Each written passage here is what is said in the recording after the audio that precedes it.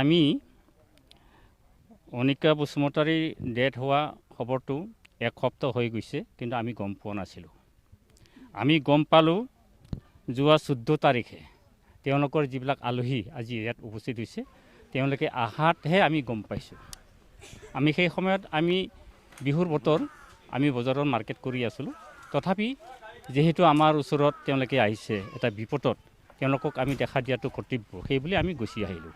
আহি তেওঁলোকৰ লগত প্ৰাৰম্ভিক কথা আমি আলোচনা কৰিলোঁ যোৱা 14 তাৰিখে শনিবাৰ। আৰু গম পাইছোঁ যিজন কালপ্ৰিট আছামী তেওঁ যোৱা 7 জানুৱাৰী শনিবাৰ তেওঁলোকে আহিছে বুলি আমি গম পাইছোঁ। গতিকে 7 তাৰিখৰ পিছত তেওঁলোকে কৈছে আমাৰ আলহীবিলাক 7 তাৰিখ 8 শনিবাৰে তেওঁলোকে সন্ধিয়ালৈকে যোগাযোগ ফোনত তেওঁলোকে পাইছে, কণ্টেক্ট পাইছে আৰু যে সন্ধিয়া হোৱাৰ পিছৰ পৰা তেওঁলোকে কণ্টেক্ট পোৱা নাই, যোগাযোগ নাই। অনিকা বসুমতাৰীৰ লগত তেওঁলোকৰ যোগাযোগ নাই। তাৰপাছত আমি গম পালোঁ যে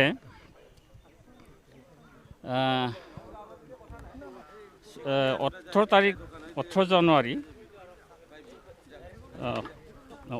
জানুৱাৰীত আমি যোৱাকালি এইটো কেছ লৈ আমি এটা ৰাজহুৱা বিচাৰ মেল, এই বিচাৰ মেল যিহেতু আমাৰ গাঁও সমাজখনত এজন মানুহ নিৰুদ্দেশ হৈছে, ডেথ বুলি আমি ক'ব পৰা নাছিলোঁ, নিৰুদ্দেশ হৈ আছিলে। এতিয়া আমি ডেথ বুলি গম পাইলোঁ। গতিকে সেই সম্পৰ্কে আমি বহলভাৱে আলোচনা কৰি কি ব্যৱস্থা ল'ব পৰা যায় গাঁও সমাজৰ পৰা, লগতে আলহী কোকৰাঝাৰ গুৱাহাটীৰ পৰা অহা আৰু লগতে আমাৰ খৈৰাবাৰী ভেৰগাঁও আঞ্চলিক আপচু তেওঁলোকেও আহিছে বিষয় বিবেকেইটা। আমি পূৰ্ণাংগভাৱে আলোচনা কৰি পেলাই এটা ভাল এটা চলুশ্যন কৰি পেলাই যাতে এই কেছটো আমি চলুশ্যনত আগবাঢ়ি নিব পাৰোঁ, সেইবুলি আমি এটা সিদ্ধান্তত আহিলোঁ। সিদ্ধান্তটো হ'ল যে যিহেতু ইয়াত মানে আনুষংগিক মানে আইনগত গ'ল কেছটো, নহয় জানো? আমি গাঁও সমাজো নোৱাৰোঁ, আমাৰ অতিথিবিলাকো নোৱাৰে বা আপচুও তেওঁ মানে এখতিয়াৰত নাই। গতিকে আমি সেই কেছটো আমি আইনলৈকে ঠেলি দিলোঁ। আমাৰ গাঁওখনৰ নাম হ'ল বকপুৰী। পোষ্ট অফিচ বকপুৰী, জিলা ওদালগুৰি, ডিষ্ট্ৰিক্ট বিটিআৰ, আসাম।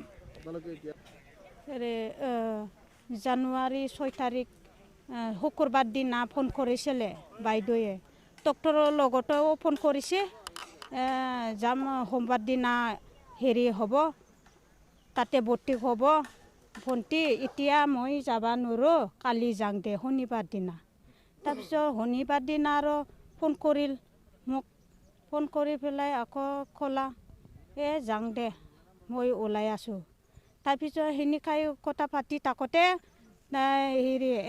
তোৰ ভিনিও আহি পালা দেখোন, এইয়া কালাও আহি পাইছে। আকৌ গধূলি 5টা সময়ত মই ফোন কৰিলোঁ, শনিবাৰে 5টা সময়ত। ঠিক সেনেকৈ তাতে ফোন কৰি চুইচ অফ পাইছোঁ। মই ভাবিছোঁ দেওবাৰৰ দিনাও থাকিলোঁ আৰু কি কাৰণে চুইচ অফ, মানে ভাল নাপাওঁ আৰু কাৰ্ডবিলাক আহিবা কথা আছে, মেডিকেলত ভৰ্তি হ'ব আছে।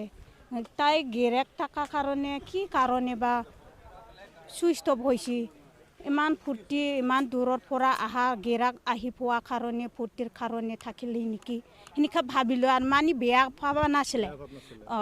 তাৰপিছত আকৌ আমাৰ ভাবিলোঁ দে থাকক দে, সোমবাৰ দিনাও থাকিল সেনেকাই। তাৰপিছত মংগলবাৰ দিনাও আমাৰ কোকৰাঝাৰৰ পৰাও বাইদেউ চাব আহিছিল বোলে। চাব আহোঁতে কি তাৰ বৌৰ তাৰ খবৰটো নলবি আমাৰ সেইফালে, সেইদিনাই গুচি গৈছে গধূলি, আমাৰ সেইফালে নাই পলাই গৈছে, সেনেকা ক'লা বোলে। তাৰ সেই যোন বৌৰ হয় তায়ে। তাৰপিছত যোন মানুহ গাঁৱৰ মানুহ সুধিবা আহে, আপি আছিনা নাই, সিহঁতৰ আপিটো সেনেকা ক'লে, নাই নাহে, তাই পলালা না, গুৱাহাটীত পলাল, নাহে সি, সেনেকা কৈ থাকে বোলে। এনেহ'লে মানে আগৰ পৰাই বহুত বেয়া পায় গাঁৱৰ, তাৰ বৌৰ, তাৰ বইনাক মানে গিৰাকৰ বইনাক বহুত বেয়া পায়। আৰু একদিনো তাৰ বুঢ়ীও মানে মায়াক শাহুৰিও একদিন মানে মেডিচিন কল 2টা দিছিলে বোলে, আগতেও খাবা মেডিচিন লগাই দিছিলে। সেইটো মানে গিৰাক লগত আলোচনা ভাল আছিলে সেইদিনাই। কলৰ মেডিচিন দি পেলাই খাবাও দিছিল বোলে আগতে মানে ভাল সময় চেষ্টা মাই সেই তাৰ কুৰকালি তাৰ মায়া শাহুৰি তাৰ বৌক মানে তাৰ বাইদেউক মানে বুঢ়ী মাইকী বিয়া নিদে একো নালাগে ল'ৰা ছোৱালী হ'বও নোৱাৰে তাক নালাগে সেনেকা বৈ পেলাই মাইকীকেইটাও বেয়া পোৱা আছিল মানে আমাৰ বাইদেউৰ অৰিজিন ঘৰ জন্ম গাঁৱত মানে কোকৰাঝাৰ হেৰি ৱেষ্ট কালাইগাঁও চেৰফাংগুৰি পোষ্ট অফিচ থানা